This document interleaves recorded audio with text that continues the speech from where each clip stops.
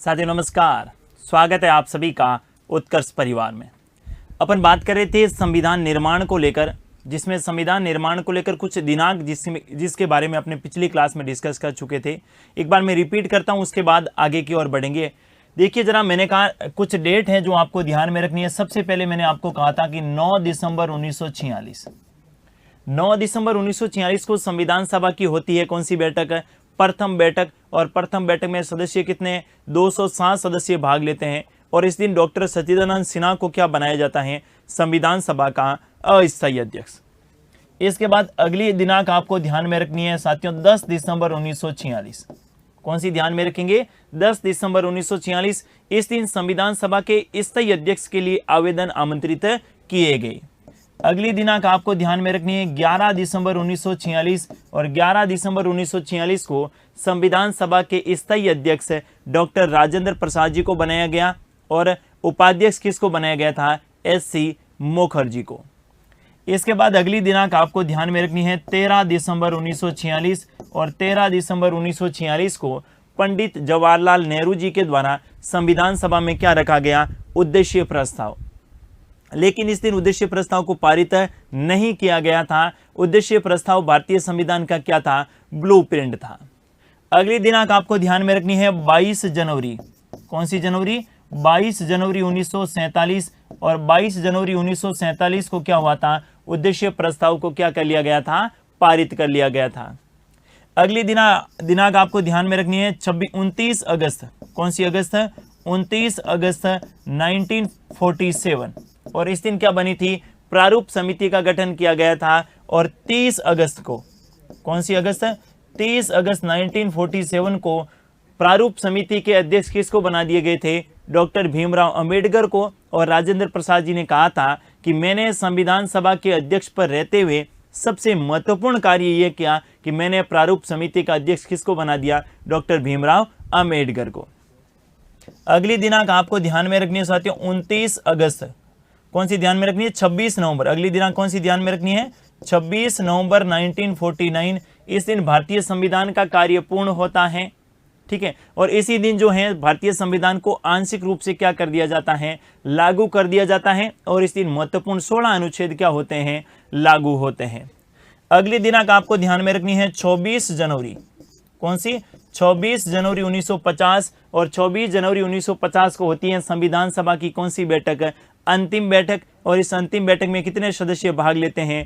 284 यानी 284। और अगली जो दिनांक आप लोगों को ध्यान में रखनी है वो कौन सी है? 26 जनवरी 1950। कौन सी ध्यान में रखनी है? 26 जनवरी 1950 को भारतीय संविधान को पूर्ण रूप से लागू कर लिया गया। और साथ ही भारत के प्रथम राष्ट्रपति के रूप में किसे? डॉक्टर राजेंद्र प्रसाद को क्या किया गया था? निर्वाचित किया गया था 24 जनवरी को। लेकिन 26 जनवरी को उन्होंने क्या ले ली थी? शपथ ले ली थी। और शपथ लेते ही भारत को क्या घोषित किया गया? गणतंत्र घोषित किया गया, जिसे अपन गणराज्य भी कहते हैं। गणतंत्र और गणराज्य इसलिए कहते हैं क्योंकि जिस देश का राष्ट्राध्यक्ष यथार्थ राष्ट्रपति जो है जनता के द्वारा निर्वाचित होता है, उस देश में क्या होता है? उस देश में गणराज्य होता है या फिर गणतंत्र होता है। भले ही निर्वाचित प्रत्यक्ष रूप से हो और भले ही कौन सी विधि से हो? अप्रत्यक्ष विधि से हो, उस देश में होगा क्या? गणतंत्र। आज अपन बात करेंगे साथियों संविधान निर्माण को लेकर महत्वपूर्ण तथ्य, बहुत ही महत्वपूर्ण फैक्ट के बारे में आज अपन बात करने वाले हैं, जहां से अच्छा प्रश्न अपने एग्जाम में पूछा जा सकता है। देखिए किसके बारे में बात करेंगे? संविधान निर्माण को लेकर, संविधान निर्माण से संबंधित, संविधान निर्माण से संबंधित महत्वपूर्ण तथ्य। संविधान निर्माण से संबंधित कैसे तथ्य? महत्वपूर्ण तथ्य। देखिएगा, संविधान निर्माण से संबंधित महत्वपूर्ण तथ्य के बारे में बात करें तो आपको यहां से निश्चित तौर पर बिल्कुल एकदम इजी वे में देखना है। और यहां से निश्चित तौर पर प्रश्न पूछा ही पूछा जाता है फैक्ट से संबंधित। ठीक है।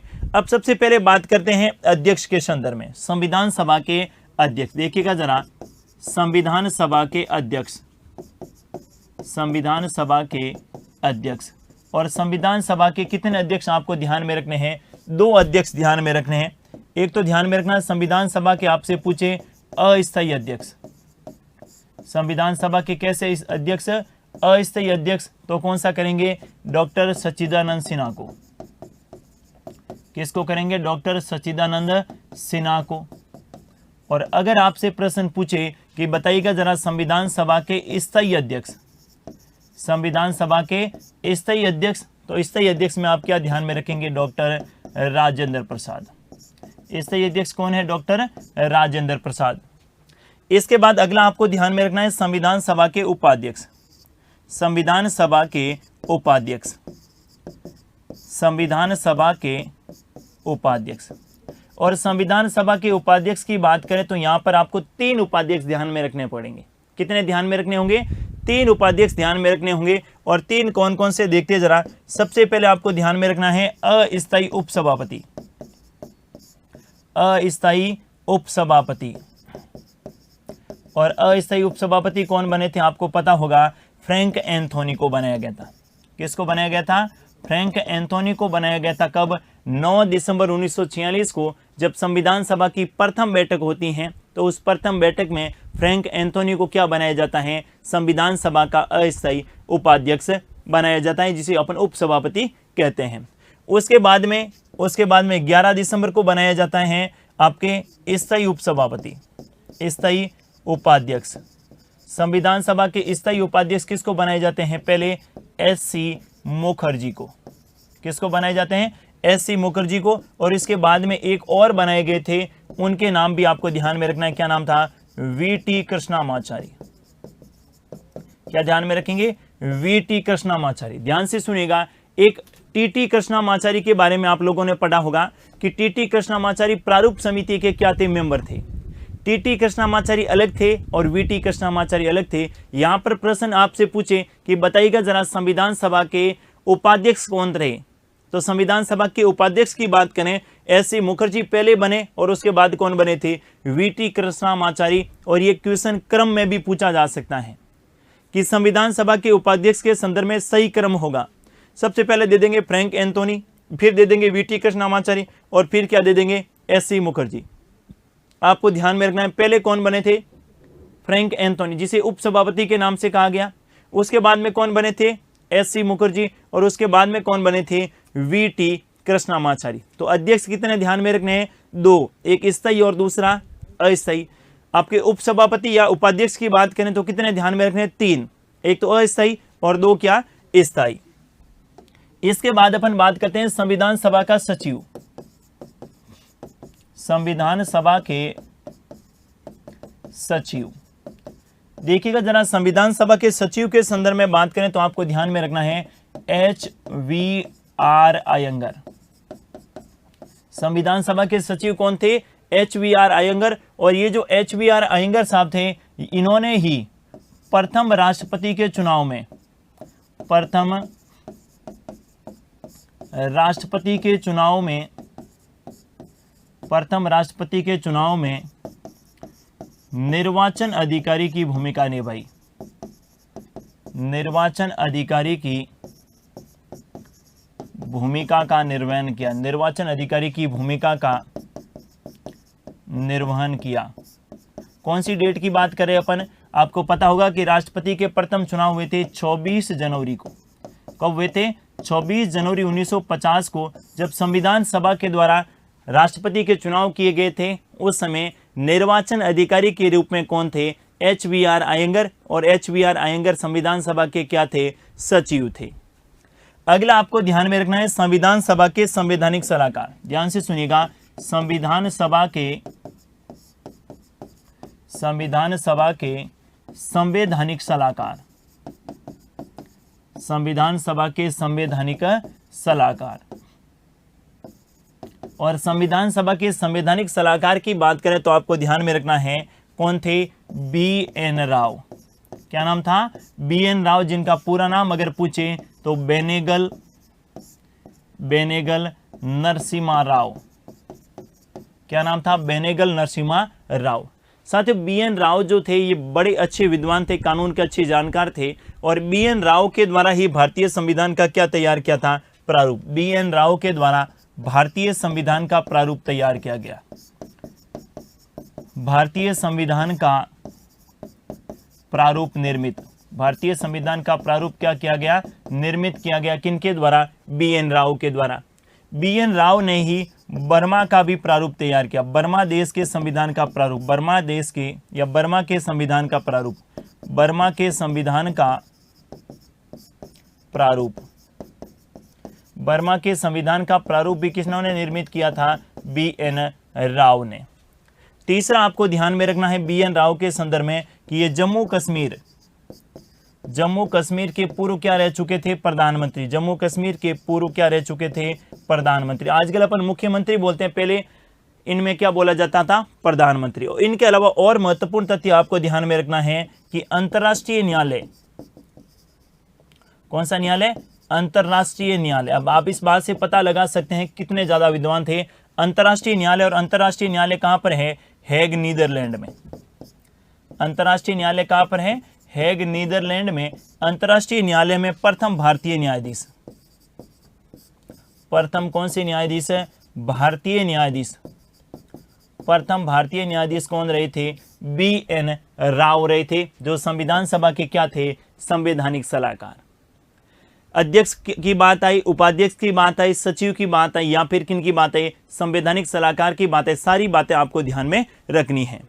इसके बाद अगला तथ्य आपको क्या ध्यान में रखना है, अगला आपसे पूछे कि संविधान निर्माण में कुल समय, संविधान निर्माण में कुल समय, संविधान निर्माण में कुल समय। यहां से अच्छा प्रश्न पूछा जा सकता है। समय की बात करें तो आपको ध्यान में रखना है, संविधान निर्माण में 9 दिसंबर 1946 से लगाकर कब तक, 26 नवंबर 1949 तक, यह संविधान निर्माण का कुल समय जो है ये अवधि थी। और इस अवधि में कुल समय लगा 2 वर्ष 11 माह और कितने दिन, 18 दिन। लेकिन साथियों प्रश्न थोड़ा सा परिवर्तन करके अगर आपसे पूछे, प्रश्न थोड़ा सा परिवर्तन करके क्या पूछे कि बताइएगा जरा, संविधान सभा की प्रथम बैठक से, संविधान सभा की प्रथम बैठक से अंतिम बैठक में लगा समय, अंतिम बैठक में लगा समय, संविधान सभा की प्रथम बैठक से अंतिम बैठक में लगा समय। और आपको यहां ध्यान में रखना है कि प्रथम बैठक हुई थी 9 दिसंबर 1946 को, और अंतिम बैठक हुई थी 24 जनवरी 1950 को। कब हुई थी, 24 जनवरी 1950 को। और इसकी अवधि जो है लगभग 3 वर्ष से क्या है, अधिक है, लगभग 3 वर्ष से क्या है, अधिक की अवधि है। इस बात को भी आपको ध्यान में रखना है। प्रश्न पेपर सेटर क्या पूछना है उस पर डिपेंड करेगा। आप क्वेश्चन को अच्छे ढंग से पढ़िएगा। ये वाला क्वेश्चन तो कई बार पूछा जा चुका है कि संविधान निर्माण में कुल कितना समय लगा, 2 वर्ष 11 माह और 18 दिन। लेकिन क्वेश्चन ये पूछे कि बताइएगा जरा, संविधान सभा की प्रथम बैठक से लगाकर संविधान सभा की अंतिम बैठक में कुल कितना समय लगा। संविधान सभा की प्रथम बैठक से लगाकर संविधान सभा की अंतिम बैठक में कितना समय लगा, तो प्रथम बैठक हुई थी 9 दिसंबर 1946 को और अंतिम बैठक हुई थी 24 जनवरी 1950 को। इनमें जो कुल समय लगा वो 3 वर्ष से अधिक का समय लगा। इसको आपको ध्यान में रखना है। अगला आपको ध्यान में रखना है कि संविधान निर्माण में कुल व्यय, संविधान निर्माण में कुल व्यय, संविधान निर्माण में कुल व्यय की बात करें तो आपको ध्यान में होना चाहिए कि संविधान निर्माण में कुल व्यय कितने लाख रुपए लगे थे, 64 लाख रुपए। मैं कब की बात कर रहा हूं, 1950 की, यानी 1946-47 में 50 लाख रुपए की क्या अहमियत थी वो आप इस बात से पता लगा सकते हैं। उस समय लगभग 67 लाख रुपए का क्या आया था, खर्च आया था, जो आज के 64 करोड़ से भी क्या है, अधिक की राशि थी। आज पैसे की वैल्यू क्या है, थोड़ी सी कम हुई है, उस समय पैसे की वैल्यू बहुत अधिक थी। तो उस समय आज से लगभग 70 वर्ष पूर्व जो है कितने रुपए लगे थे, 64 लाख संविधान निर्माण में लगे थे। अगला आपको ध्यान में रखना है कि संविधान निर्माण में कुल बैठकें, संविधान में कुल बैठकें, कुल बैठकें, तो कुल बैठकों की जब बात है तो आपको ध्यान में रखना है कुल कितनी बैठक हुई थी, 165। अगर आपसे प्रश्न पूछे कि कुल अधिवेशन कितने हुए, कुल अधिवेशन की बात करें तो अधिवेशन में आपको ध्यान में रखना है कि कुल अधिवेशन हुए थे कितने, 12। कई जगह आपको 11 भी मिलेगा, उसके पीछे कारण बता देता हूं। यहां पर भी दो प्रकार के प्रश्न पूछे जा सकते हैं। अगर आपसे प्रश्न पूछे कि संविधान निर्माण में कुल कितने अधिवेशन, तो 11 करेंगे। ध्यान से सुनिएगा, संविधान निर्माण में कुल कितने अधिवेशन, 11। जबकि टोटल संविधान का पूछे, निर्माण शब्द नहीं दे और बताइएगा कि संविधान में कुल कितने अधिवेशन हुए, तो आप क्या कहेंगे, 12। ध्यान से सुनिएगा, पहला अधिवेशन की बात करें तो 9 दिसंबर 1946 से लगाकर अंतिम जो है संविधान का निर्माण हो गया था कब, 26 नवंबर 1949 तक। इस अवधि में तो कितने अधिवेशन हुए थे, 11 अधिवेशन। कितने अधिवेशन हुए थे, 11 अधिवेशन हुए थे। लेकिन जब अंतिम बैठक हुई थी, और अंतिम बैठक कब हुई थी, 24 जनवरी 1950 को। अंतिम बैठक कब हुई थी, 24 जनवरी 1950 को। तो ये भी एक अधिवेशन था, तो इसको आप ध्यान में रख सकते हैं। 11 + 1 बराबर कितना, 12। अब वो उस पर डिपेंड करता है कि एग्जाम में आपका प्रश्न किस प्रकार का पूछा जाए। अगर एग्जाम में प्रश्न ये पूछा जाए कि बताइएगा जरा संविधान सभा में कुल कितने अधिवेशन हुए, तो 12 करने हैं। लेकिन क्वेश्चन ये पूछे कि संविधान निर्माण में कुल कितने अधिवेशन हुए, तो कितने ध्यान में रखेंगे, 11 रखेंगे, क्योंकि अंतिम अधिवेशन अंतिम बैठक के समय हुआ था, और अंतिम बैठक से पूर्व संविधान का निर्माण क्या हो चुका था, पूरा हो चुका था। इस बात को जरूर ध्यान में रखिएगा। और कुल अधिवेशनों की संख्या कितनी ध्यान में रखनी है, 12। लेकिन संविधान निर्माण के संदर्भ में पूछे तो कितनी ध्यान में रखेंगे, 11। इसके बाद अगला आपको ध्यान में रखना है संविधान के वाचन के संदर्भ में। संविधान का वाचन, क्या ध्यान में रखेंगे, संविधान का वाचन। और संविधान का वाचन कितनी बार हुआ था, 3 बार। संविधान का वाचन कितनी बार हुआ था, 3 बार हुआ था। यह भी आपको ध्यान में रखना है। अगला प्रश्न आपसे पूछा जा सकता है कि बताइएगा जरा कि संविधान सभा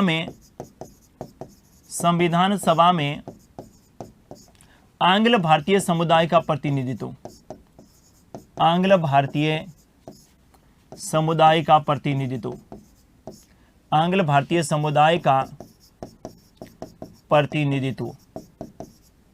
तो ध्यान से सुनिएगा, संविधान सभा में आंग्ल भारतीय समुदाय का प्रतिनिधित्व किन्होंने किया था, फ्रैंक एंथोनी ने। किन्होंने किया था, फ्रैंक एंथोनी। और फ्रैंक एंथोनी को क्या बनाया गया था, प्रथम उपसभापति भी बनाया गया था संविधान सभा का। और फ्रैंक एंथोनी ही लोकसभा में सर्वाधिक बार मनोनीत होने वाले कौन थे, एंग्लो इंडियन थे। अगला आपसे प्रश्न पूछे कि बताइएगा जरा पारसी समुदाय का प्रतिनिधित्व किसने किया, पारसी समुदाय का प्रतिनिधित्व। संविधान सभा में पारसी समुदाय का प्रतिनिधित्व किसने किया, तो संविधान सभा में पारसी समुदाय का प्रतिनिधित्व किया था किसने, पीएस मोदी ने। किसने किया था, पीएस मोदी ने पारसी समुदाय का किया क्या था, प्रतिनिधित्व। क्वेश्चन ये पूछे कि बताइएगा जरा अनुसूचित जनजाति समुदाय का प्रतिनिधित्व किसने किया, अनुसूचित जनजाति समुदाय का प्रतिनिधित्व, अनुसूचित जनजाति समुदाय का प्रतिनिधित्व किसने किया, तो हाँ यहां आपको ध्यान में रखना है जयपाल सिंह। अनुसूचित जनजाति समुदाय का प्रतिनिधित्व किसने किया था, जयपाल सिंह ने। इस बात को भी आपको ध्यान में रखना है। प्रश्न किसी प्रकार का हो सकता है संविधान निर्माण से संबंधित, और संविधान निर्माण के तथ्यों से संबंधित आजकल एग्जाम में यहां से अच्छे प्रश्न पूछे जा रहे हैं। अगला आपको ध्यान में रखना है संविधान की मूल भाषा। संविधान की मूल भाषा, और संविधान की मूल भाषा कौन सी थी, अंग्रेजी। संविधान की मूल भाषा कौन सी थी, अंग्रेजी। मैंने जब कहा था ना अंतिम बैठक के बारे में जब अपन पढ़ रहे थे, तो मैंने कहा संविधान सभा की अंतिम बैठक में 284 सदस्यों ने भाग लिया और इन्होंने संविधान की 3 प्रतियों पर हस्ताक्षर किए। कितनी प्रतियों पर, 3 प्रतियों पर हस्ताक्षर किए। और 3 प्रतियां कौन कौन सी, पहली प्रति जो मूल प्रति थी, दूसरी जिस पे वो पेंटिंग की गई थी, और तीसरी जो हिंदी में थी। तो पहली दोनों प्रतियां कौन सी भाषा में थी, अंग्रेजी भाषा में थी। और मैंने आपको यह भी बताया था कि डॉक्टर राजेंद्र प्रसाद जी ने कहा था कि मैंने संविधान सभा के अध्यक्ष पर रहते हुए हमेशा मुझे इस बात का दुख रहा कि मैं संविधान का निर्माण हिंदी भाषा में नहीं करवा पाया। ये बात भी किन्होंने कही थी, डॉक्टर राजेंद्र प्रसाद ने। तो संविधान की मूल भाषा क्या थी, अंग्रेजी थी, और उसे बाद में हिंदी में अनुवादित, ध्यान से सुनिएगा, संविधान को हिंदी में अनुवादित, संविधान को हिंदी में अनुवादित संविधान को हिंदी में अनुवादित किसने किया? तो ये नाम आपको ध्यान में रखना है, घनश्याम सिंह गुप्ता। क्या ध्यान में रखेंगे? घनश्याम सिंह गुप्ता। और दूसरा क्या ध्यान में रखेंगे? पंडित सुंदरलाल। घनश्याम सिंह गुप्ता और कौन? पंडित सुंदरलाल ने भारतीय संविधान को हिंदी में क्या किया था? अनुवादित। मूल भाषा कौन सी थी? अंग्रेजी, और उसे बाद में हिंदी में क्या किया गया था? अनुवादित किया गया। अगला आपको ध्यान में रखना है कि संविधान के सुलेखन का कार्य, संविधान के सुलेखन का कार्य, संविधान के सुलेखन का कार्य, यानी 1950 में अपने पास कंप्यूटर लैपटॉप तो थे नहीं कि अपन टाइप कर देते, ठीक है। उस समय पूरे संविधान को हाथ से लिखा गया और सबसे सुंदर राइटिंग वाले जो व्यक्ति थे उनका नाम था प्रेम बिहारी नारायण रायजादा। रायजादा साहब ने पूरे भारतीय संविधान को हाथ से लिखा, लेकिन रायजादा साहब ने एक शर्त रख ली थी। पहले तो संविधान सभा के मेंबर उस शर्त को मानने के लिए तैयार नहीं थे, लेकिन फिर बाद में उस शर्त को माना गया और प्रेम बिहारी नारायण रायजादा साहब के संविधान पर कई जगह क्या किए गए? हस्ताक्षर किए गए, और उनके दादाजी के हस्ताक्षर भी वहां पर किए गए। इस बात को भी थोड़ा सा ध्यान में रखना है। संविधान के सुलेखन का कार्य किसने किया था? प्रेम बिहारी नारायण, प्रेम बिहारी नारायण रायजादा, प्रेम बिहारी नारायण रायजादा। आप अगर भारतीय संविधान को देखेंगे साथियों, तो भारतीय संविधान पर पेंटिंग का कार्य भी किया गया है। सुंदर पेंटिंग भी बनाई गई है मुख्य पृष्ठ पर, और उनके अलावा कई जगह ऐसी पेंटिंग का निर्माण भी किया गया है। तो भारतीय संविधान पर चित्रकारी या पेंटिंग का कार्य करने वाले कौन थे, ये भी आपको ध्यान में रखना है। संविधान पर चित्रकारी, या फिर मैं किसकी बात करूं? पेंटिंग। संविधान पर चित्रकारी या पेंटिंग का कार्य किसने किया था? तो आपको ध्यान में रखना है, नंदलाल बोस ने। किसने किया था? नंदलाल बोस ने। लेकिन प्रश्न आपको यह पूछे कि बताइएगा जरा, प्रस्तावना पर चित्रकारी का कार्य किसने किया? प्रस्तावना पर चित्रकारी का कार्य, प्रस्तावना पर चित्रकारी का कार्य। और प्रस्तावना पर चित्रकारी के कार्य की बात करें तो आपको ध्यान में रखना है राम मनोहर सक्सेना। क्या ध्यान में रखेंगे? राम मनोहर सक्सेना साहब ने प्रस्तावना पर क्या किया था? चित्रकारी का कार्य किया था। तो दोनों व्यक्तियों के नाम चित्रकार के संदर्भ में ध्यान में रखना है। अगर क्वेश्चन ये पूछे कि प्रस्तावना पर किसने किया? राम मनोहर सक्सेना। और अगर प्रश्न पूछे संविधान पर चित्रकारी का कार्य किसने किया, क्या ध्यान में रखेंगे? नंदलाल बोस। अब बात आती है संविधान सभा में महिलाओं की संख्या को लेकर, जहां से अच्छा प्रश्न एग्जाम में पूछा जाता है कि बताइएगा जरा, संविधान सभा में महिलाओं की संख्या कितनी थी? भारतीय संविधान में महिलाओं की संख्या की बात करें तो संविधान सभा में महिलाओं की संख्या कुल थी 15। कुल महिलाएं कितनी थी? 15। लेकिन प्रथम बैठक में कितनी महिलाएं आई थी? 9 महिलाएं उपस्थित हुई थी। अंतिम बैठक में 8 महिलाएं उपस्थित हुई थी। एकमात्र मुस्लिम महिला थी बेगम एजाज रसूल, और एकमात्र देसी रियासतों से महिला थी जिनका नाम था एनी मस्कनी, और वो कहां से आई थी? त्रावणकोर से। इसको भी आपको ध्यान में रखना है। देखिए जरा, संविधान सभा में महिलाओं की संख्या, संविधान सभा में महिलाओं की संख्या, संविधान सभा में महिलाओं की संख्या। देखिए जरा, संविधान सभा में महिलाओं की संख्या की बात करें तो यहां पर आपको ध्यान में रखना है कुल महिला, संविधान सभा में कुल महिला, और कुल महिला कितनी थी? 15। कुल महिला सदस्य कितनी थी? 15। प्रथम बैठक में महिला सदस्य, प्रथम बैठक में महिला सदस्य, तो प्रथम बैठक में महिला सदस्यों की संख्या कितनी थी? 9। अगला आपको ध्यान में रखना है अंतिम बैठक में, अंतिम बैठक में महिला सदस्य, अंतिम बैठक में महिला सदस्य, तो अंतिम बैठक में महिलाओं की संख्या कितनी थी? 8। अंतिम बैठक में महिलाओं की संख्या कितनी थी? 8। अगर आपसे प्रश्न पूछे कि संविधान सभा में एकमात्र मुस्लिम महिला, एकमात्र मुस्लिम महिला, तो एकमात्र मुस्लिम महिला का नाम आपको ध्यान में रखना है बेगम एजाज रसूल, बेगम एजाज रसूल। और प्रश्न ये पूछे कि देसी रियासतों से महिला, कहां प्रश्न क्या पूछे कि देशी रियासतों से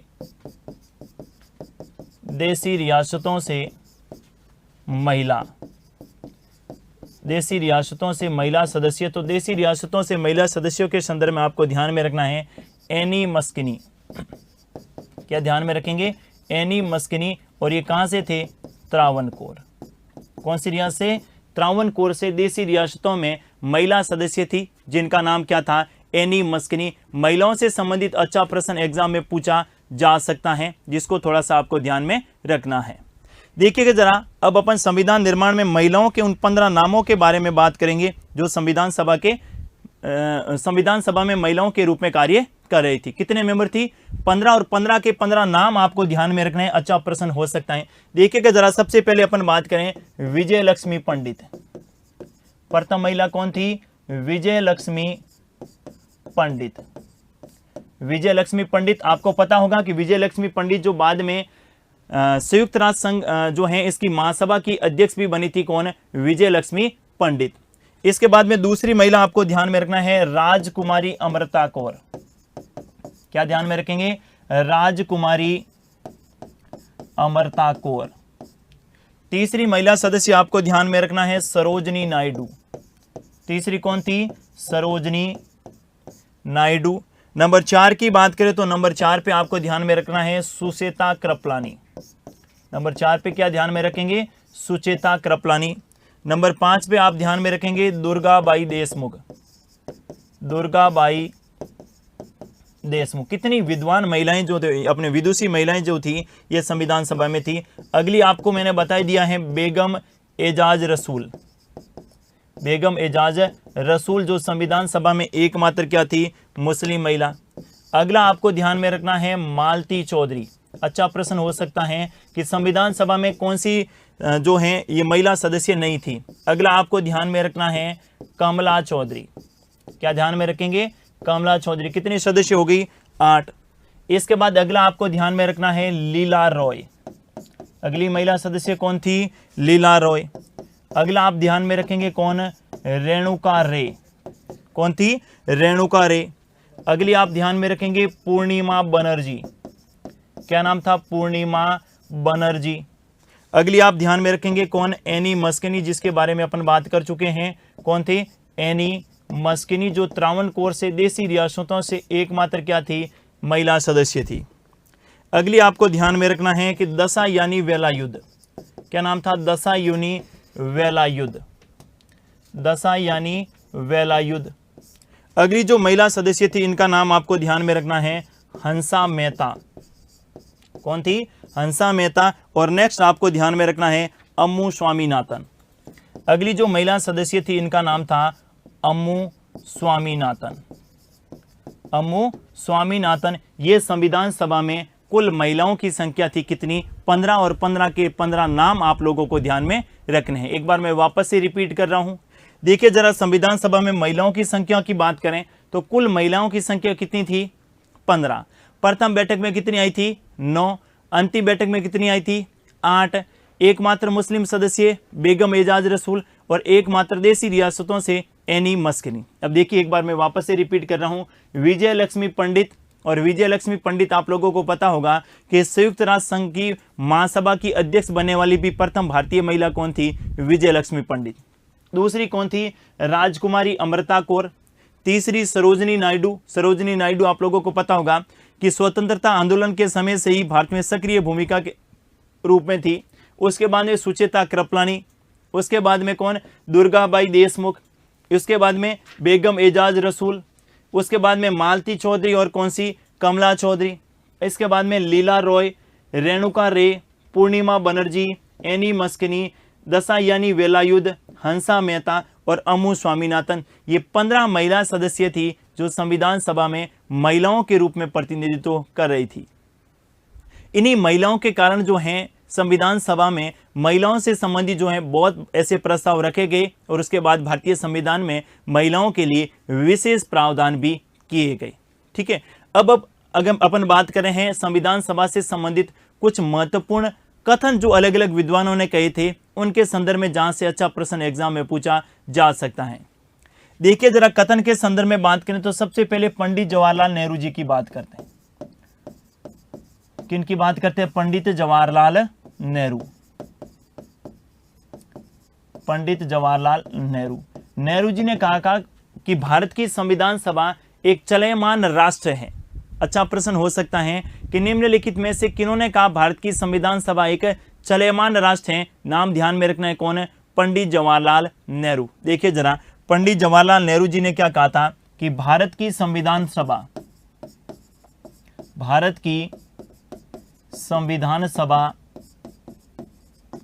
एक चलयमान राष्ट्र है।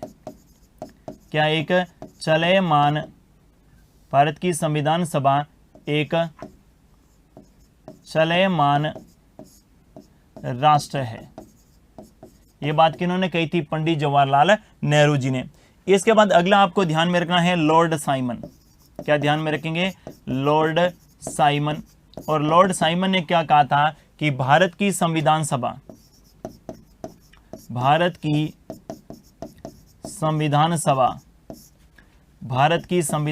क्या थी? हिंदुओं का संगठन। भारत की संविधान सभा क्या है? हिंदुओं का संगठन है। भारत की संविधान सभा क्या है? हिंदुओं का संगठन है। लॉर्ड साइमन ने ऐसा इसलिए कहा कि इसमें लगभग 80 से 90% सदस्य कौन से धर्म से संबंधित थे? हिंदू धर्म से। साथियों आपको पता होगा कि जिस देश की आबादी 80% हिंदू धर्म से है तो निसंदेह ये तो होगा ही होगा कि उसमें प्रतिनिधित्व भी उनका क्या रहेगा? ज़्यादा ही रहेगा। जैसे वर्तमान की बात करें तो लोकसभा में 543 मेंबर और राज्यसभा में 245 मेंबर। इनमें से आज लगभग 70 से 80% सदस्य कौन से धर्म से संबंधित हैं? हिंदू धर्म से। तो अपन ऐसा कह देंगे क्या कि भारत की संसद जो है ये हिंदुओं का प्रतिनिधित्व करती है। जिस देश में ज्यादा जनसंख्या होगी उनका प्रतिनिधित्व भी क्या रहेगा? ज्यादा रहेगा। लेकिन आलोचना करने वाले तो कर ही देते हैं। ठीक है, लॉर्ड साइमन ने क्या कहा कि भारत की संविधान सभा क्या है? हिंदुओं का संगठन है। चर्चिल भला क्यों पीछे रहने वाले? Winston Churchill. और चर्चिल ने क्या कहा कि भारत की संविधान सभा एक जाति का संगठन है। भारत की संविधान सभा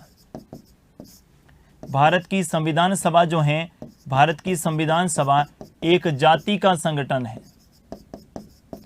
एक जाति का क्या है? संगठन है। भारत की संविधान सभा एक जाति का संगठन है। यह बात किन्होंने कही थी? चर्चिल ने। चर्चिल ने पहले एक कथन और कहा था, आपको पता होगा तो प्रथम बैठक को लेकर 9 दिसंबर 1946 को। और चर्चिल ने क्या कहा था कि भारत की संविधान सभा उस विवाह के समान है जिसकी दुल्हन क्या है? गायब है, क्योंकि मुस्लिम लीग के सदस्यों ने प्रथम बैठक का क्या था? बहिष्कार किया था। चर्चिल की हमेशा हार्दिक इच्छा रहती थी कि भारत का संविधान भारतीयों से नहीं बनेगा, और जब भारतीयों से नहीं बनाया जाएगा तो भारतीय लोग जो हैं ये अंग्रेजों से निवेदन करेंगे, भाई साहब जाते जाते हमारे संविधान का निर्माण तो करते जाइएगा। लेकिन भारत के लोगों ने कहा कि संविधान का निर्माण भारत की जनता के लिए करना है तो संविधान का निर्माण भी भारत की जनता ही करेगी। दूसरे किसी भी व्यक्ति या दूसरे किसी भी देश के प्रतिनिधि को भारतीय संविधान के संदर्भ में, भारत के कानून निर्माण के संदर्भ में कोई अधिकार नहीं होंगे। अंग्रेजों की ये बात, क्योंकि अंग्रेज तो भारतीय लोगों को क्या मान रहे थे? असभ्य। और उन्होंने चुनौती भी दी थी कि भारतीय लोगों से कोई संविधान का निर्माण होता है क्या? लेकिन भारतीय संविधान आज विश्व का सबसे खूबसूरत दस्तावेज कहा जाता है। क्यों कहा जाता है? क्योंकि उन लोगों की मेहनत, उन लोगों की कल्पना, उन लोगों की, मैं कह सकता हूं वो देवदूत से कम नहीं थे, जिन्होंने हजारों वर्षों की कल्पना को देखते हुए भारत का संविधान इतना खूबसूरत बनाया कि 70 वर्ष बाद भी आज भारत का संविधान क्या बना हुआ है? प्रासंगिक बना हुआ है, जीवंत बना हुआ है। यानी संविधान लागू होने के 70 वर्ष हो गए, लेकिन अभी भी भारतीय संविधान में वही मजबूती है, वही ताकत है। और मात्र 104 अमेंडमेंट हुए भारतीय संविधान में 70 वर्षों में, और 104 में से कुछ तो ऐसे हैं जो आपके आरक्षण को बढ़ाने को लेकर है, राजनीतिक आरक्षण को बढ़ाने को लेकर। मूलतः 20 से 25 ऐसे संशोधन हैं, बाकी तो किसी न किसी विशेष मुद्दे के लिए किए गए। और 20 से 25 आपके अमेंडमेंट, कोई ज्यादा अमेंडमेंट नहीं है। विश्व के दूसरे देशों के संविधान को जब अपन देखते हैं, उनके संविधान को पढ़ते हैं, तो वहां पर ऐसा पाया जाता है कि संविधान निर्माण के कुछ ही वर्षों बाद में 50-100 अमेंडमेंट हो जाते हैं। लेकिन भारत में 70 वर्षों के बाद में भी भारतीय संविधान में मात्र कितने 104 संविधान संशोधन हुए हैं। ये अपने आप में भारतीय संविधान की क्या है, एक खूबसूरती। अपन भारतीय संविधान की विशेषताओं को पढ़ेंगे तब आपको पता चलेगा कि वाकई में भारतीय संविधान को दुनिया का बेहद खूबसूरत दस्तावेज क्यों कहा जाता है। आलोचना करने वाले तो करेंगे।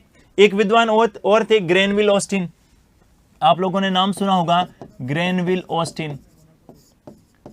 ग्रेनविल ऑस्टिन, ग्रेनविल ऑस्टिन ने भारतीय संविधान पर 2 पुस्तकें भी लिखी थी, अच्छी पुस्तकें थी। ग्रेनविल ऑस्टिन साहब ने क्या कहा? ऑस्टिन साहब ने कहा कि भारत की संविधान सभा ही कांग्रेस है और कांग्रेस ही भारत है। क्या कहा? भारत की संविधान सभा ही कांग्रेस है और कांग्रेस ही क्या है, भारत है। उनके कहने का मतलब है कि जो कांग्रेस की स्थापना जो 1885 में हुई थी, आगे जाकर उन्हीं कांग्रेस के सदस्य संविधान सभा के सदस्य बन गए और उन्होंने ही भारतीय संविधान का निर्माण किया। यानी कांग्रेस के अलावा भारत में कोई न तो कोई राजनीतिक दल है, न ही किसी की बात को सुना जाता है, कुछ भी नहीं है।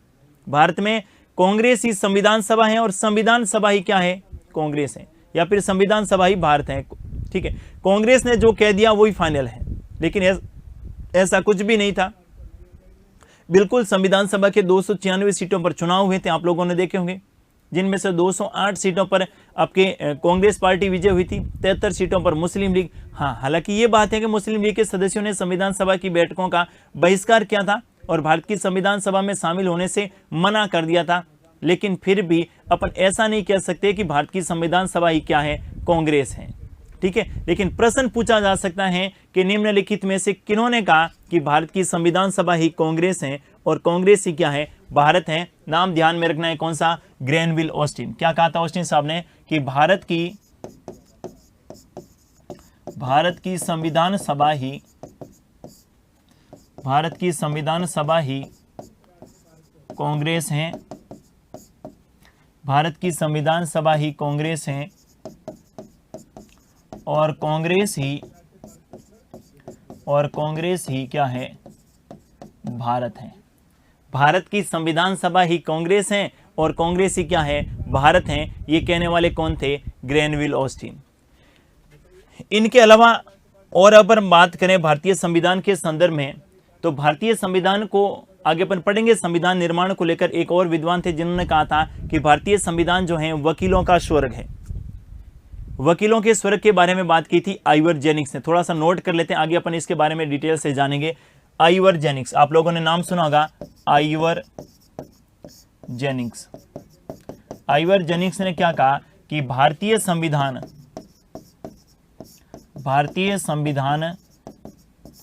वकीलों का स्वर्ग है। भारतीय संविधान वकीलों का क्या है, स्वर्ग है। इनके ऐसा कहने का उद्देश्य यह था कि भारतीय संविधान में भाषा की जटिलता है और भाषा की जटिलता है जो आम आदमी की समझ से क्या है, परे है। इनके लिए किनका सहायता लेना पड़ेगा, वकीलों की सहायता लेनी पड़ेगी, और वकीलों की सहायता लेनी पड़ेगी तो वकीलों को क्या देने पड़ेंगे, पैसे, और अपने आप में वकीलों का क्या हो गया, स्वर्ग हो गया। भारतीय संविधान में आइवर जेनिंग्स साहब ने कहा कि भारतीय संविधान में कुछ ऐसे शब्द उल्लेखित किए गए हैं जो आम आदमी की समझ से परे हैं, जिसके बारे में आम आदमी नहीं समझ पाता है कि संविधान की भाषा के संदर्भ में, इसलिए वो वकीलों को सहायता लेंगे, और ऐसे जब वकीलों की सहायता लेंगे तो वकीलों का क्या बन जाएंगे, वकीलों के लिए भारतीय संविधान क्या बन जाएगा, स्वर्ग बन जाएगा। ठीक है, आलोचना करने वाले करते रहते हैं, वो आपको ध्यान देना है, जहां से अच्छा प्रश्न पूछा जा सकता है। ये कुछ कथन थे पंडित जवाहरलाल नेहरू ने कहे थे। इनके अलावा आपके आइवर जेनिंग्स हो, हिंदू जो संगठन कहने वाले लॉर्ड साइमन हो, एक जाति का संगठन कहने वाले सर्चिल हो, ये भी आपको ध्यान में रखने हैं। अब बात आती है संविधान सभा में कहां से कितने प्रतिनिधि आए, या फिर सर्वाधिक कहां से आए, न्यूनतम कहां से, ये तो आपको ध्यान में रखना है। देखिए जरा, सर्वाधिक और न्यूनतम की बात करें तो आपको ध्यान में रखना है कि संविधान सभा में सर्वाधिक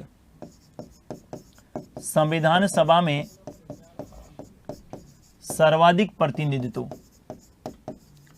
सर्वाधिक सदस्य, संविधान सभा में सर्वाधिक सदस्य आपको ध्यान में रखना है संयुक्त प्रांत। और संयुक्त प्रांत को आजकल अपन क्या बोलते हैं, उत्तर प्रदेश। संयुक्त प्रांत का 1950 में नाम परिवर्तन करके क्या कर दिया गया, उत्तर प्रदेश। आज भी लोकसभा में सर्वाधिक सदस्य कहां से हैं, उत्तर प्रदेश से। आज भी राज्यसभा में सर्वाधिक सदस्य कहां से, उत्तर प्रदेश में। तो जिस राज्य की जनसंख्या अधिक होगी, निश्चित तौर पर वहां से सदस्य संख्या भी क्या होगी, ज्यादा होगी। संविधान सभा में प्रत्येक 10 लाख की जनसंख्या पर एक प्रतिनिधित्व था, और उस समय उत्तर प्रदेश की जनसंख्या कितनी थी, तो 10 लाख गुणा जो है 55 सदस्यीय संयुक्त प्रांत से थे। संविधान सभा में संयुक्त प्रांत से सदस्यों की संख्या कितनी थी, 55 सदस्य। ठीक है, अगला आपको ध्यान में रखना है संविधान सभा से न्यूनतम सदस्य। संविधान सभा में न्यूनतम सदस्य, संविधान सभा में न्यूनतम सदस्य कौन सा ध्यान में रखेंगे, असम। और असम से संविधान सभा में कितने सदस्य थे, 8 सदस्य। संविधान सभा में न्यूनतम सदस्य संख्या असम से, और असम से कितने थे, 8 सदस्य। रियासतों की बात करें तो रियासतों में सर्वाधिक सदस्य थे हैदराबाद से, लेकिन हैदराबाद ने क्या किया था, संविधान सभा की बैठकों का बहिष्कार किया था। हैदराबाद ने संविधान सभा की बैठकों का बहिष्कार किया था, क्योंकि हैदराबाद के जो निजाम थे वो हैदराबाद को भारत में विलय के लिए इच्छुक नहीं थे। 3 ऐसी रियासतें थी जो भारत में विलय के लिए इच्छुक नहीं थी। एक तो कौन सी, हैदराबाद, दूसरी कौन सी, जूनागढ़, और तीसरी कौन सी, जम्मू कश्मीर। तीसरी कौन सी, जम्मू कश्मीर। ये 3 ऐसी रियासतें थी जो भारत में विलय के इच्छुक नहीं थी। हैदराबाद में की गई पुलिस कार्रवाई, सरदार पटेल जी को इसलिए तो कहते हैं ना कि भारतीय एकीकरण के जो हैं सबसे अच्छे जो समर्थक थे, और इन्हीं की वजह से भारत का क्या हुआ था, एकीकरण हुआ था। और उनकी जयंती पर आज अपन कौन सा दिवस मनाते हैं, एकता दिवस मनाते हैं। हैदराबाद में की गई पुलिस कार्रवाई, कौन सी कार्रवाई की गई, पुलिस कार्रवाई। एक ऑपरेशन चलाया गया, कौन सा, ऑपरेशन पोलो। कौन सा ऑपरेशन चलाया गया, ऑपरेशन पोलो चलाया गया। और इस ऑपरेशन पोलो के द्वारा हैदराबाद का भारत में क्या कर दिया गया, विलय कर दिया गया। ठीक है, तो ध्यान में रखिएगा 3 रियासतें जो भारत में विलय की इच्छुक नहीं थी, कौन कौन सी, हैदराबाद, जूनागढ़ और जम्मू कश्मीर। हैदराबाद का विलय जो है ऑपरेशन पोलो के द्वारा पुलिस कार्रवाई के माध्यम से किया गया। जूनागढ़ जो है, जूनागढ़ के शासक जो थे ये तो थे मुस्लिम, लेकिन जूनागढ़ की जनता कौन थी, हिंदू। यहां पर करवाया गया जनमत संग्रह। जनमत संग्रह का मतलब है जनता से पूछा गया कि आप भारत में विलय के इच्छुक हैं अथवा नहीं हैं। जनता ने कहा हाँ, हम तो भारत में विलय के इच्छुक हैं। तो जूनागढ़ में जनमत संग्रह के द्वारा भारत में विलय, जूनागढ़ में जनमत संग्रह से भारत विलय, भारत में विलय किया गया। अगला आपको ध्यान में रखना है जम्मू कश्मीर। जम्मू कश्मीर के शासक थे हरि सिंह जी। जम्मू कश्मीर के शासक कौन थे, हरि सिंह थे। और हरि सिंह ने किनसे परेशान होकर, कबीलाइयों से परेशान होकर, कबीलाइयों से परेशान होकर भारत विलय पर क्या कर दिया, हस्ताक्षर कर दिए। ये 3 ऐसी रियासतें थी जो स्वतंत्रता के समय भारत विलय की इच्छुक नहीं थी। तीनों का बाद में भारत में विलय किया गया। कौन कौन सी, हैदराबाद, जूनागढ़ और कौन सी, जम्मू कश्मीर। अब अपन बात करेंगे संविधान सभा को लेकर बनी महत्वपूर्ण समितियां जहां से अच्छे प्रश्न पूछे जाते हैं। देखिए साथियों, संविधान सभा को जो है अलग अलग समितियों में बांट दिया गया। ऐसा इसलिए कि संविधान सभा में कुल सदस्य अगर एक ही काम को लेकर बैठ जाएंगे तो संविधान के निर्माण में न जाने कितने वर्ष लग जाएंगे। इसलिए संविधान सभा में जो भी मेंबर थे उन सभी को अलग अलग समितियों में बांट करके उनको एक कार्य दे दिया गया कि मौलिक अधिकारों से संबंधित ये समिति रहेगी, इसमें ये सदस्य रहेंगे और इनके ये अध्यक्ष रहेंगे। मौलिक अधिकारों से संबंधित जो भी काम करना है ये समिति के द्वारा किया जाएगा। न्यायालय की एक समिति बना दी गई, नीति निर्देशक तत्वों की एक समिति बना दी गई। इसी प्रकार से बहुत सारी संविधान सभा में समितियां बनाई गई, लेकिन सबसे महत्वपूर्ण समिति कौन सी थी, प्रारूप समिति, जिसे अपन पांडुलेखन या मसौदा समिति के नाम से भी जानते हैं। तो बात करते हैं संविधान सभा की समितियों के संदर्भ में। किसके संदर्भ में बात करें, संविधान सभा की प्रमुख समितियां। एक तरफ तो आपको समितियां ध्यान में रखनी है और दूसरी तरफ इनके अध्यक्ष के नाम आपको ध्यान में रखने हैं। देखिए जरा, सबसे पहले अपन बात करें कौन सी समिति, प्रारूप समिति। प्रारूप समिति, और प्रारूप समिति के बारे में अपन बात कर चुके हैं। अध्यक्ष कौन थे, doctor B.R. Ambedkar, doctor B.R. Ambedkar साहब। दूसरी समिति आपको ध्यान में रखनी है संघ संविधान समिति, संघ संविधान समिति। तीसरी समिति आपको ध्यान में रखनी है संघ शक्ति समिति, संघ शक्ति समिति। इन दोनों समितियों के अध्यक्ष कौन थे, पंडित जवाहरलाल नेहरू, पंडित जवाहरलाल नेहरू। और इसके भी अध्यक्ष कौन थे? पंडित जवाहरलाल नेहरू। दोनों समितियों के अध्यक्ष कौन थे? पंडित जवाहरलाल नेहरू। अगली समिति आपको ध्यान में रखनी है कौन सी? अगली समिति आपको ध्यान में रखनी है प्रांतीय संविधान समिति। प्रांतीय संविधान समिति। और प्रांतीय संविधान समिति के बाद अगली आपको ध्यान में रखनी है मौलिक अधिकार समिति। मौलिक अधिकार समिति। और अगली ध्यान में रखनी है कौन सी?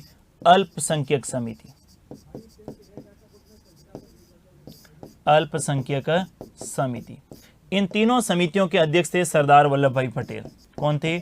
सरदार वल्लभ भाई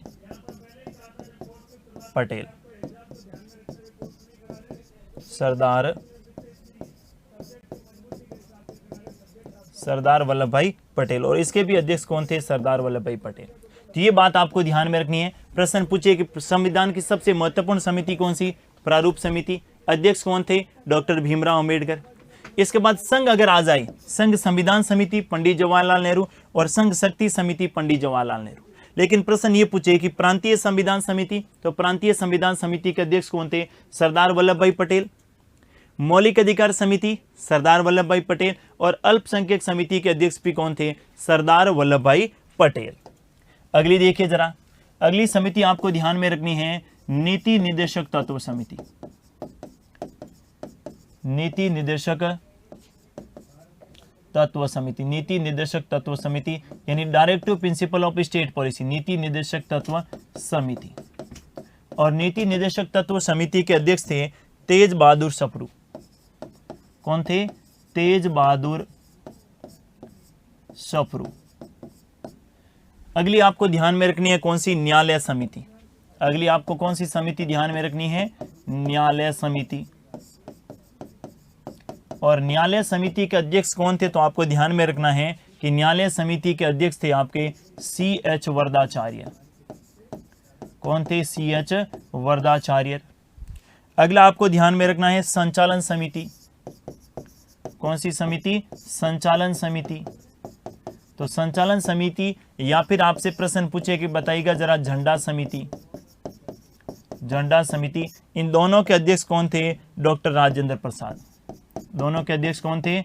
डॉक्टर राजेंद्र प्रसाद। और इसके अध्यक्ष भी कौन थे? डॉक्टर राजेंद्र प्रसाद। लेकिन साथियों प्रश्न ये पूछे कि बताइएगा जरा झंडा तदर्थ समिति के अध्यक्ष कौन थे? क्या ध्यान में रखना है? प्रश्न ये पूछे कि बताइएगा जरा झंडा तदर्थ समिति के अध्यक्ष कौन थे? झंडा तदर्थ समिति। झंडा तदर्थ समिति के अध्यक्ष कौन थे? तो आपको ध्यान में रखना कौन थे? J.B. कृपलानी। कौन थे? J.B. कृपलानी जो हैं ये झंडा तदर्थ समिति के क्या थे? अध्यक्ष थे। इसको आपको ध्यान में रखना है। तो अपन समितियों के बारे में बात कर रहे हैं। देखिए जरा वापस से रिपीट कर रहा हूं। नीति निर्देशक तत्व समिति में आपको ध्यान में रखना है कौन थे? तेज बहादुर सप्रू। इनके अलावा आपको ध्यान में रखना है कि प्रश्न ये पूछे कि बताइएगा जरा न्यायालय समिति, तो C.H. वरदाचार्य। प्रश्न ये पूछे कि बताइएगा जरा कौन सी? संचालन समिति, तो क्या ध्यान में रखेंगे? राजेंद्र प्रसाद। झंडा समिति राजेंद्र प्रसाद। और प्रश्न ये पूछे कि बताइएगा जरा झंडा तदर्थ समिति के अध्यक्ष कौन थे? तो झंडा तदर्थ समिति के अध्यक्ष आपको ध्यान में रखना कौन थे? J.B. कृपलानी। कौन थे? J.B. कृपलानी। इनके अलावा J.B. कृपलानी में एक और समिति आप ध्यान में रख सकते हैं, मौलिक अधिकार उप समिति। मौलिक अधिकार समिति के अध्यक्ष तो कौन थे? मौलिक अधिकार समिति के अध्यक्ष तो थे सरदार वल्लभ भाई पटेल। लेकिन प्रश्न ये पूछे कि बताइएगा जरा मौलिक अधिकार उप समिति। अगली समिति कौन सी ध्यान में रखनी है? मौलिक अधिकार उप समिति। मौलिक अधिकार उप समिति। और मौलिक अधिकार उप समिति के अध्यक्ष भी कौन थे? J.B. कृपलानी। मौलिक अधिकार उप समिति के अध्यक्ष भी कौन थे? J.B. कृपलानी। और एक उप समिति महत्वपूर्ण और है, वो आप ध्यान में रख सकते हैं कौन सी? अल्पसंख्यक उप समिति। अल्पसंख्यक उप समिति। अल्पसंख्यक उप समिति की बात करें तो आपको ध्यान में रखना इसके अध्यक्ष कौन थे? S.C. मुखर्जी। कौन थे? S.C. मुखर्जी, जो संविधान सभा के उपाध्यक्ष भी थे, इस बात को भी आपको ध्यान में रखना है। ये संविधान सभा से संबंधित महत्वपूर्ण समितियां थी जहां से अच्छा प्रश्न अपने एग्जाम में पूछा जा सकता है। समितियों के नाम और इनके अध्यक्ष, या फिर सुमिलित कीजिए वाला प्रश्न आजकल एग्जाम में पूछा जाना है। एक तरफ समितियों के नाम दे देंगे और दूसरी तरफ सुमिलित कीजिए, यानी अध्यक्ष कौन रहा है इसके बारे में पूछा जा सकता है। और प्रारूप समिति तो महत्वपूर्ण है ही है। प्रारूप समिति के अध्यक्ष आपके डॉक्टर भीमराव अंबेडकर, ध्यान में रखना है। प्रारूप समिति का गठन 29 अगस्त 1947 को, साथ ही प्रारूप समिति से संबंधित इसके अध्यक्ष अंबेडकर साहब को कब बनाए गए थे, तो 30 अगस्त 1947 को। और प्रारूप समिति के 7 मेंबर आपको ध्यान में रखते हैं, जिसके बारे में अपन बात कर चुके थे। अब साथियों, संविधान सभा के सामने कुछ चुनौतियां थी जहां से अच्छा प्रश्न पूछा जा सकता है। संविधान सभा के समक्ष चुनौतियां, संविधान सभा के समक्ष चुनौतियां, संविधान सभा के समक्ष क्या क्या चुनौतियां थी जहां से अच्छा प्रश्न अपने एग्जाम में पूछा जा सकता है। देखिए, संविधान सभा का गठन 9 दिसंबर 1946 को हुआ था, और 9 दिसंबर 1946 को जब संविधान सभा का गठन हुआ तो कहा भारत में एक ही संविधान सभा होगी। मुस्लिम लीग की क्या मांग थी कि मुस्लिम लीग की मांग थी कि हमारे लिए एक अलग पृथक संविधान सभा हो और हमें एक पृथक जो है ये राष्ट्र के निर्माण की छूट मिले। जब उनकी मांग को नहीं मानी गई तो उन्होंने सांप्रदायिक दंगों की शुरुआत करी। एक तरफ तो संविधान का निर्माण करना था और दूसरी तरफ उन सांप्रदायिक दंगों के संदर्भ में भी कार्य करना। अब उस बात से अंदाजा लगा सकते हैं कि उस स्थिति में किस परिस्थितियों में संविधान सभा के द्वारा संविधान का निर्माण किया गया। पहली बात, मुस्लिम लीग की परेशानी। मुस्लिम लीग की कभी इच्छा नहीं थी कि भारत में रहकर और भारत में संविधान सभा में शामिल होकर संविधान का निर्माण करें। तो उन्होंने सांप्रदायिक, आपने देखा होगा कि जैसे ही संविधान सभा का चुनाव का परिणाम, संविधान सभा के चुनाव का परिणाम आता है, उसके बाद 16 अगस्त 1946 को प्रत्यक्ष या सीधी कार्रवाई के नाम पर हिंदू मुसलमानों में मुस्लिम लीग क्या कर देते हैं, दंगों की शुरुआत। और साथियों, दंगे इतने खतरनाक थे कि उसकी आग जो है 1947-1948 तक भारत में रही। उसके बाद में जब भारत का विभाजन हुआ तो विभाजन के बाद फिर से सांप्रदायिक दंगे हुए, लेकिन संविधान सभा के सदस्यों को सरकार का संचालन भी करना था, देश में नीतियों का निर्माण भी करना था, देश के संविधान का निर्माण भी करना था, लेकिन फिर भी उस परिस्थितियों में वो डटे रहे और हम सब के लिए भारत का एक बेहद खूबसूरत दस्तावेज पेश किया। देखिए जना, सबसे पहली चुनौती क्या थी, मुस्लिम लीग। सबसे महत्वपूर्ण चुनौती, जो सबसे प्रमुख चुनौती थी, कौन सी थी, मुस्लिम लीग। दूसरी देखिए, दूसरी अपन कह सकते हैं सांप्रदायिक दंगे। सांप्रदायिक दंगे, इन सांप्रदायिक दंगों की शुरुआत हो चुकी थी बंगाल में और धीरे धीरे करके ये सांप्रदायिक दंगे जो हैं ये पूरे भारत में फैल चुके थे। अगली जो थी वो अपन कह सकते हैं देसी रियासतों की। अगली चुनौती कौन सी थी, देसी रियासतों की, क्योंकि देसी रियासतें कभी नहीं चाहती थी कि वो भारत में शामिल हो और उन पर जो है ये लोकतंत्र लागू हो। राजा तो राजा थे, राजाओं की हार्दिक इच्छा थी कि हम तो पहले से जैसे शासन करते आ रहे हैं अब भी वैसे ही शासन करेंगे, लेकिन उनको कैसे मनाना है, किस प्रकार से, उनमें आप कह सकते हैं सरदार पटेल की भूमिका निसंदेह रूप से इतनी महत्वपूर्ण थी, जिसके कारण जो है आज इस अखंड भारत का क्या हुआ है, निर्माण हुआ है।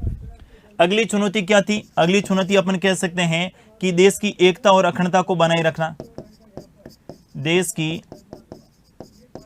एकता और अखंडता को बनाए रखना, देश की एकता और अखंडता को बनाए रखना, देश की एकता और अखंडता को बनाए रखना। पाकिस्तान की इच्छा क्या थी, मुस्लिम लीग की इच्छा क्या थी, हम तो जाए साथ में उन्होंने पंजाब वालों का तुम्हें भी अलग एक जो है ये अलग राष्ट्र बना देना चाहिए। पूर्वी और पश्चिमी तो बना दिया था, बीच में पंजाब से भी कहने लगे। एक उस तरफ और थे, कौन है, अपने पठान थे खान अब्दुल गफ्फार खान साहब। खान अब्दुल गफ्फार साहब ने भी क्या कहा था कि अगर अंग्रेजों ने और कांग्रेस ने मेरी मांग को नहीं माना तो मैं ऐसा समझा जाऊंगा। आपने सुना होगा सीमांत गांधी के नाम से जानते हैं खान अब्दुल गफ्फार खान को, कि मेरे आंदोलनों को कांग्रेस ने भेड़िए के आगे रख दिया। खान अब्दुल गफ्फार खान ने क्या कहा था कि जिस प्रकार मुसलमानों के लिए एक पृथक देश पाकिस्तान बना है, उसी प्रकार पठानों के लिए भी एक अलग देश बना चाहिए, पाकिस्तानिस्तान।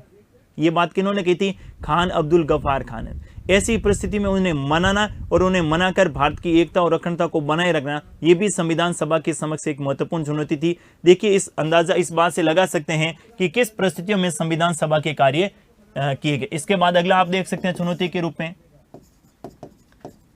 देश की शासन का संचालन करना। देश के शासन का क्या करना? संचालन करना। देश के शासन का संचालन करना। आपको पता होगा कि अंतरिम सरकार का गठन हो चुका था कैबिनेट मिशन योजना के अनुसार। अंतरिम सरकार में मुस्लिम लीग के 5 सदस्य शामिल तो हो गए थे, लेकिन उन्होंने अंतरिम सरकार में शामिल होकर कौन सी नीति को अपनाया? असहयोगात्मक नीति को अपनाया। लेकिन फिर भी संविधान सभा और अंतरिम सरकार ने मिलकर जो है देश की शासन व्यवस्था को चलाया। कब तक? 1952 तक।